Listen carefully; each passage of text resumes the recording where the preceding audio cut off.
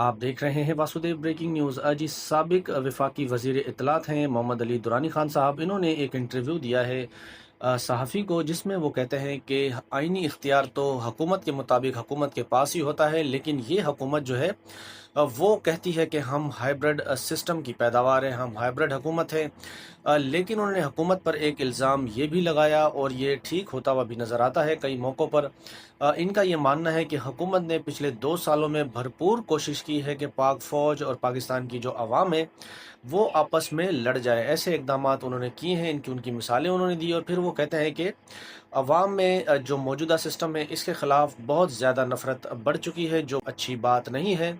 और मज़ीद वो ये कहते हैं कि जो ये खला है इसको ख़त्म करने के लिए कुछ इकदामात लेने की ज़रूरत है। लेकिन मैं देख नहीं रहा हूँ कि किसी ने कोई स्टेप लिया हो इस सिचुएशन से निकलने के लिए, क्योंकि उनका ये मानना है कि पीछे हटना जो है वो आगे बढ़ने से ज़्यादा मुश्किल है।